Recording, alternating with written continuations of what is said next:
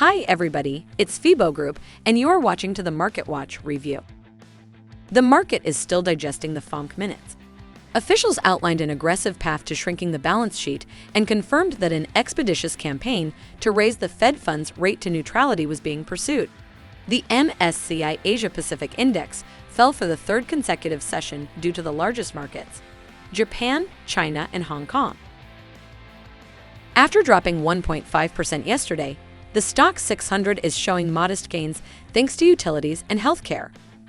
Futures in the USA are more stable. The dollar-bloc currencies are heavy on the foreign exchange market. Small gains were seen in the Swedish Krona, sterling, and the Japanese yen. The gold price remains low around the middle of the $1,915 and $1,945 range. The May WTI is hovering close to yesterday's low. Asian Pacific market. Japan industry has begun expressing concerns. Japan Iron and Steel Federation chair said that the risks of a weaker currency are unprecedented.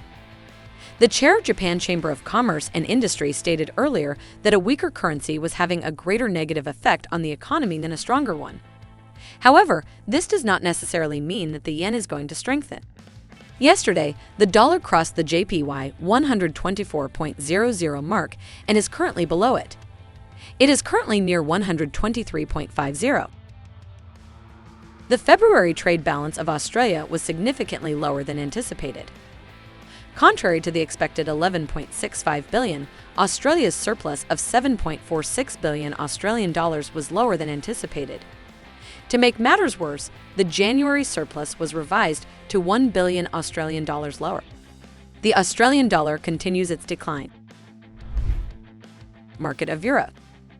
Yesterday's unexpectedly large fall in German factory orders seemed to have little effect on industrial output. The median forecast was 0.2%. It rose by 0.2%. Next week, the German economic calendar will be light.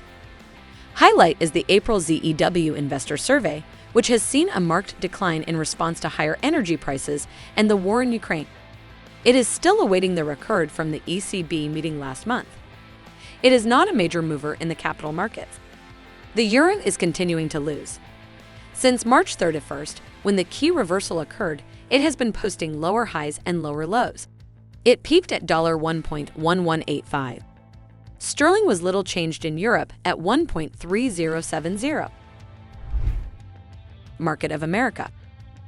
Yesterday's FOMC minutes confirmed the market's expectations. Next month, the balance sheet reduction is expected to begin. The U.S. reported weekly jobless claims and February consumer credit. Canada is releasing more important news today. Canada's budget is the main focus. Tomorrow, Canada will report March employment figures.